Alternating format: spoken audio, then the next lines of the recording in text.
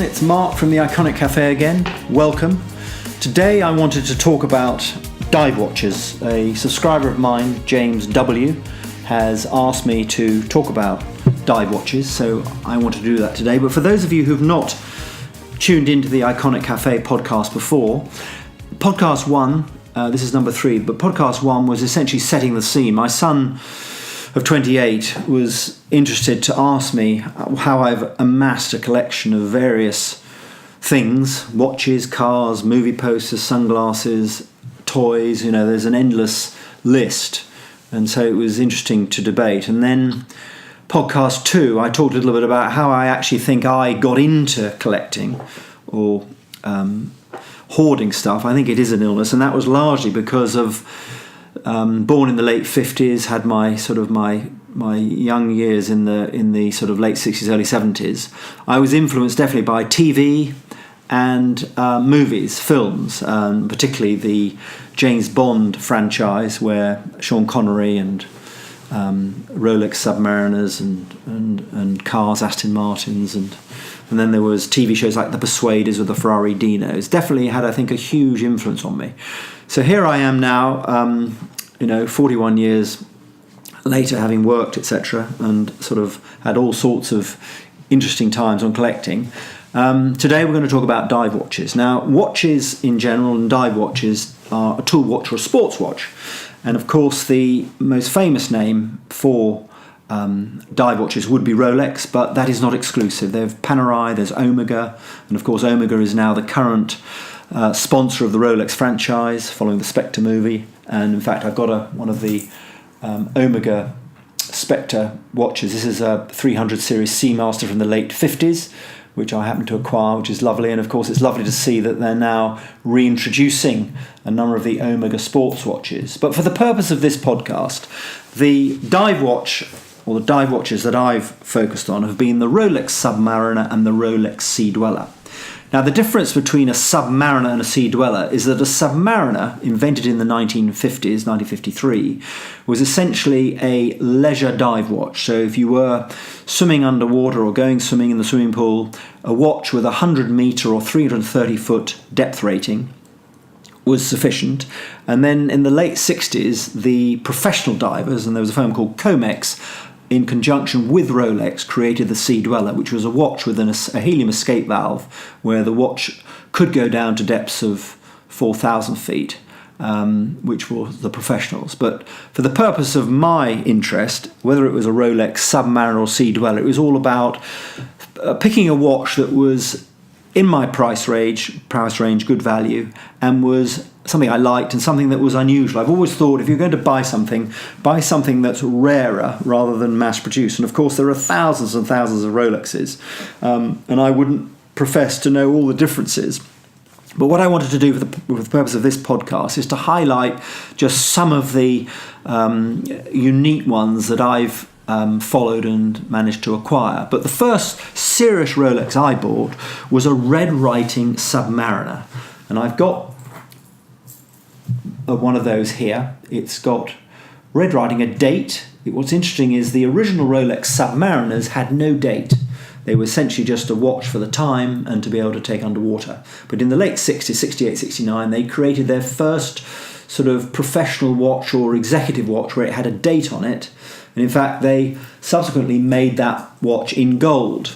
And so I've managed over the years, this was a much later acquisition than the original red writing. But at that time, 20 years ago, it was a watch that was relatively inexpensive compared to the watches from the early 50s, and as cheap, if not cheaper, than the newer watches. And of course, a bit like with cars, a lot of people want to buy the latest car. I've always wanted to buy the watches that weren't made anymore, or the cars that weren't made anymore, because they had sort of a rarity. And I always think rare is iconic, and rare and iconic means that you've probably got a best chance of, securing your money or getting your money back. It may be making a profit.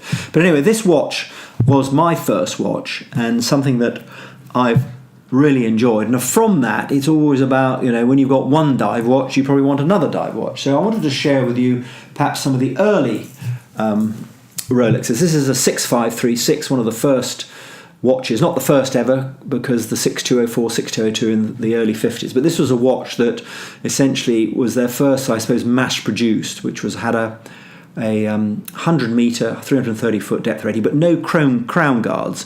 One of the things about that watch I showed you with the red writing is it's got crown guards on the edge of the winder, whereas this watch does not have. And then the 6538, which was the larger watch, which would go down to 200 metres, was invented in 57, 58. This is the very watch, not the watch, but this is the model of watch that Sean Connery wore in those early James Bond films. But once again, no crown guards. And then what the Rolex then decided to put crown guards on, and they created the watches with a pointed crown guard. So this is one from 1962, which is a 5512, which is a watch I think that Steve McQueen happened to wear from my research. One of the things I've found is I don't profess to know really a lot about the watches, but I've just gained a lot of knowledge and it's sort of folklore. So this is an early Submariner, as I say, with a pointed crown guard. One of the interesting things about the early watches is they all have plastic glass to protect the dial, and of course it's slightly elevated and very easily scratched.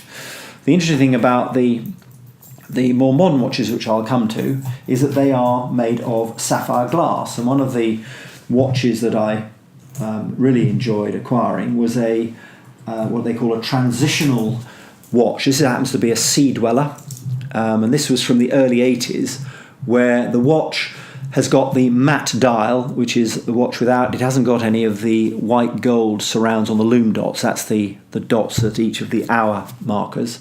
But what it has got is sapphire crystal. So when you look at this, you can see that the watch is flush and it's scratch proof, which once again made the watch that much more practical. And of course Rolex's theme is to make the watch improve the movements, improve the usability. And so this is from the 80s.